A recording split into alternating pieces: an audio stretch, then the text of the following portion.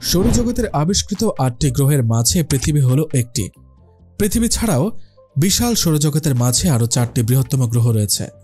সুবিশাল এই পৃথিবী নীল গ্রহ নামেও পরিচিত। যদি কখনো এই নীল গ্রহ মানুষের বসবাসের অযোগ্য হয়ে যায়, এর প্রতিকূল পরিবেশে মানব সভ্যতার টিকে থাকা কষ্টসাধ্য হয়ে যায়, বা এই পৃথিবী যদি পুরোপুরিভাবে ধ্বংস হয়ে যায়, তখন এই পৃথিবীর মানুষ কোথায় যাবে? কোথায় গিয়ে তাদের বসতি স্থাপন করবে? কোথায় তারা তাদের নিজেদের অস্তিত্ব টিকিয়ে রাখবে?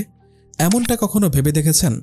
আপনি জেনে অবাক হয়ে যাবেন যে সৌরজগতের এই 8টি গ্রহ ছাড়াও এর বাইরে প্রায় 5000 এক্সোপ্ল্যানেট রয়েছে।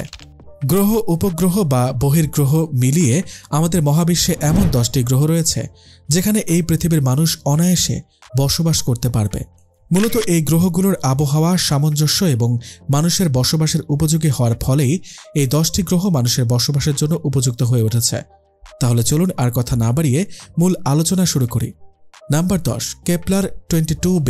পৃথিবী থেকে 640 আলোকবর্ষ দূরে অবস্থিত এই এক্সোপ্ল্যানেটটি সিগনাস নক্ষত্রমণ্ডলে অবস্থিত। এই গ্রহের পৃষ্ঠে তরল জল রয়েছে বলে এটাকে অনেকে সমুদ্রের মতো গ্রহ বা জলজগত বলা হয়ে থাকে। এর ব্যাসার্ধ পৃথিবীর তুলনায় দ্বিগুণ।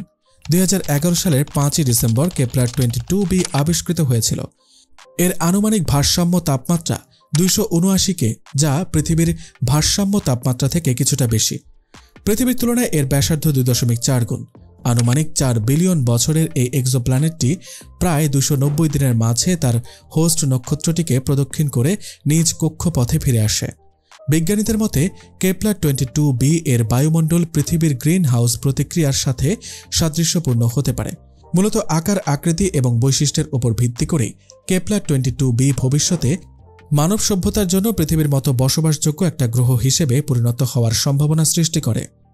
Number 9, Kepler 62e। Kepler 62e হল একটি সুপার আর্থ এক্সোপ্ল্যানেট।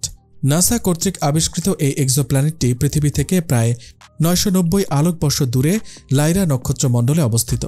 লাইরা নক্ষত্রের বসবাসযোগ্য অঞ্চলের ভেতরে অবস্থিত এই এক্সোপ্ল্যানেটটি একটি সমুদ্র আচ্ছাদিত এবং একটি গ্যাসীয় গ্রহ। আয়তনের দিক দিয়ে পৃথিবী থেকে প্রায় 60% বড় এই কেপলার 62e তার প্রধান নক্ষত্রকে প্রদক্ষিণ করতে প্রায় 122 দিন পর্যন্ত সময় নেয়। Number 8, গ্লিজ 581g।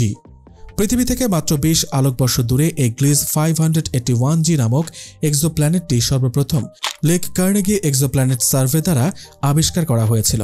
পর্যবেক্ষণ করলে দেখা যায় এই গ্রহের বায়ুমণ্ডলীয় অবস্থা মানুষের বসবাসের উপযোগী। তবে কোনো কোনো সময় এর বায়ুমণ্ডলের কার্বন ডাই অক্সাইডের পরিমাণ বেড়ে যায়, কিন্তু তাতে এটার তাপমাত্রা অস্বাভাবিকভাবে উত্তপ্ত হয় না। এর বায়ুমণ্ডল খুব পাতলা। বাৎসরিকভাবে হিসেব করে নির্দিষ্ট কিছু সময়ের জন্য এর বায়ুমণ্ডলের তাপমাত্রার তারতম্য হলেও বেশিরভাগ সময়ই এটা মানুষের বসবাসের অনুকূলেই থাকে। এতে পুরু বরফের একটা ভূত্বক রয়েছে। বিশ্বের অসংখ্য মহাকাশ গবেষকই এর নাম দিয়েছে আইবল আর্থ। গ্লিজ 581g এর গড় তাপমাত্রা 236 থেকে 261 কে। মূলত গ্লিজ 581g এর আকার, আকৃতি এবং বৈশিষ্ট্যের উপর ভিত্তি করেই এটি ভবিষ্যতে মানুষের বসবাসের উপযোগী একটা গ্রহ হতে পারে। Number 7, Kepler 438b। পৃথিবীর আকারের এই এক্সোপ্ল্যানেটটিতে ছোট বড় মাঝারি অসংখ্য আকার আকৃতির পাথর ছড়িয়ে রয়েছে। পৃথিবী থেকে 472.9 আলোকবর্ষ দূরে অবস্থিত এই এক্সোপ্ল্যানেটটি নাসা সর্বপ্রথম তাদের ট্রানজিট পদ্ধতি অনুসরণ করে আবিষ্কার করে। 2015 সালের 6 জানুয়ারি একে পৃথিবীর সদৃশ্য একটা এক্সোপ্ল্যানেট হিসেবে তালিকাভুক্ত করা হয়। এর ভর এবং ব্যাসার্ধ পৃথিবীর মতোই। তাছাড়া এর 276 কে তাপমাত্রা পৃথিবীর তাপমাত্রার সাথে ভারসাম্যপূর্ণ। এই এক্সোপ্ল্যানেট প্রতি 35 দিন 5 ঘন্টায় একবার করে তার মূল নক্ষত্রকে প্রদক্ষিণ করে।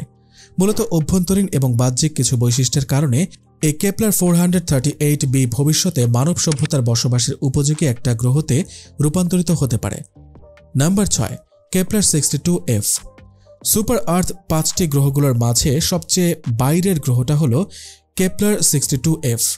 পৃথিবী থেকে প্রায় 980 আলোকবর্ষ দূরে এই এক্সোপ্ল্যানেটটি লাইরা নক্ষত্রমণ্ডলে অবস্থিত। 2013 সালের 18 এপ্রিল ট্রানজিট পদ্ধতি অনুসরণ করে কেপলার মহাকাশযানের মাধ্যমে সর্বপ্রথম কেপলার 62f আবিষ্কার করা হয়। ব্যাসার্ধের দিক দিয়ে এটি পৃথিবীর চেয়ে অনেক বড় হলেও নেপচুন এবং ইউরেনাস থেকে এটা অনেক ছোট। ভারসাম্যগত দিক দিয়ে কেপলার 62f এর তাপমাত্রা 208 কে।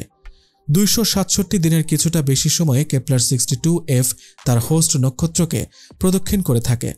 মূলত কেপলার 62f এর আকার, আকৃতি আর বৈশিষ্ট্যের দিক দিয়ে অনেকেই এটাকে মঙ্গল গ্রহের সাথে তুলনা করেন এবং যে কয়েকটি গ্রহকে বসবাসের উপযোগী গ্রহ হিসেবে বিবেচনা করা হয় সেগুলোর মাঝে মঙ্গল গ্রহের তাপমাত্রা বা অনুকূল পরিবেশের সাদৃশ্যপূর্ণ গ্রহ হিসেবে একমাত্র এই কেপলার 62fই রয়েছে, যেটাতে পৃথিবীর মানুষের বসবাসের জন্য পর্যাপ্ত এবং অনুকূল আবহাওয়া বিদ্যমান রয়েছে।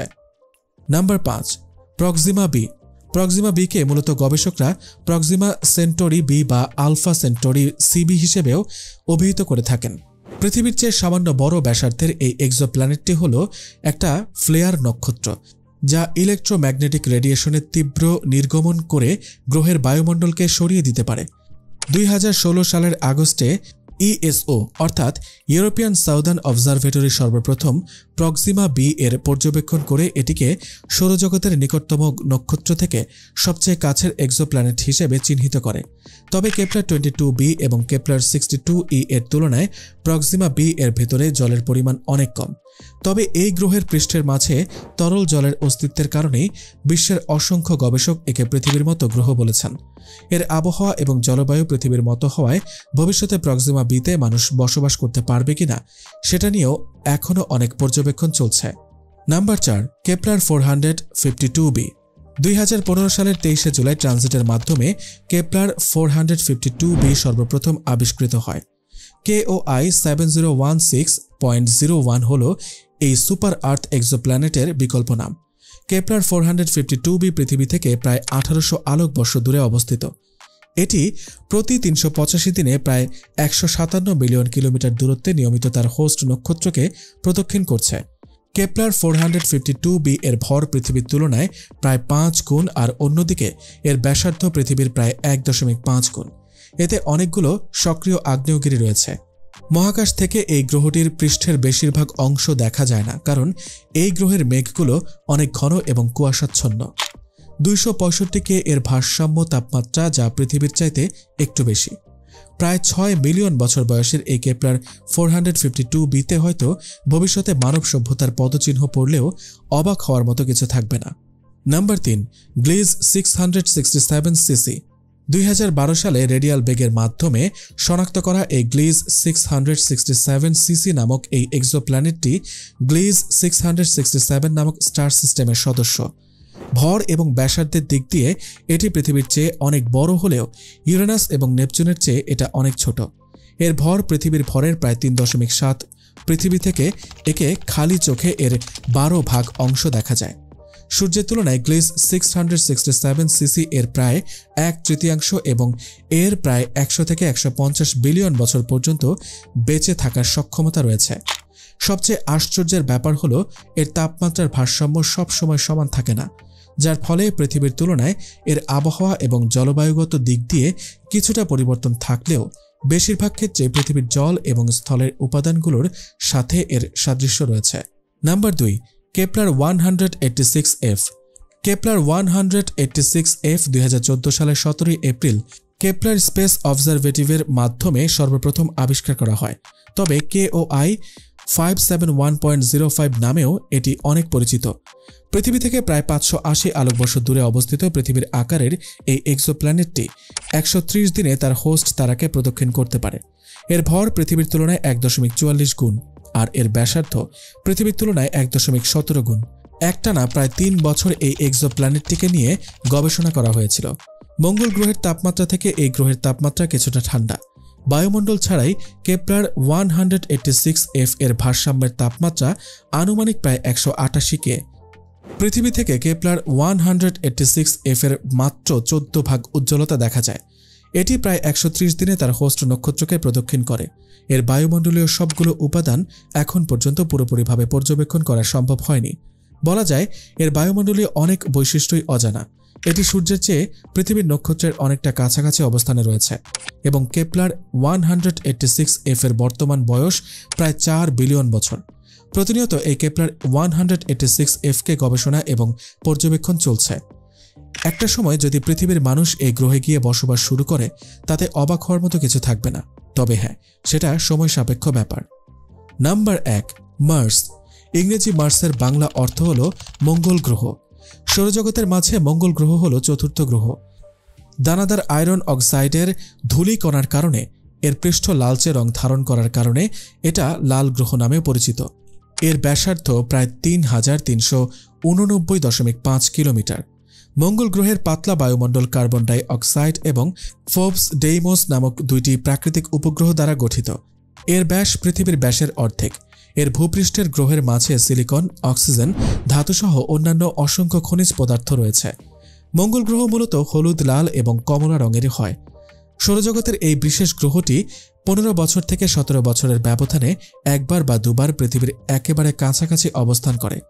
মঙ্গল গ্রহ হল এমন একটি গ্রহ যার সাথে পৃথিবীর অনেক সাদৃশ্য রয়েছে। মঙ্গল গ্রহের স্থায়িত্বকাল পৃথিবীর একদিনের স্থায়িত্বকালের অনেকটা কাছাকাছি। পৃথিবীর ক্রান্তি কোণের সাথে এই মঙ্গল গ্রহের ক্রান্তি কোণের অনেক সাদৃশ্য রয়েছে। শুধু তাই নয়, মঙ্গল গ্রহে পৃথিবীর মতো ঋতুও আছে। তবে মঙ্গলের 1 বছর পৃথিবীর 1 বছরের অনেক বেশি, প্রায় 1.88 বছর। সৌরজগতের ভেতরের কোনো গ্রহ বা সৌরজগতের বাইরের কোনো বহির্গ্রহগুলোর মাঝে আগামী কয়েক বছরের মধ্যে বসবাস উপযোগী কোনো স্থান থেকে থাকে, তাহলে সেটা একমাত্র এই মঙ্গল গ্রহই রয়েছে। মঙ্গল গ্রহ নিয়ে এখনও অনেক গবেষণা এবং অনুসন্ধান চলছে।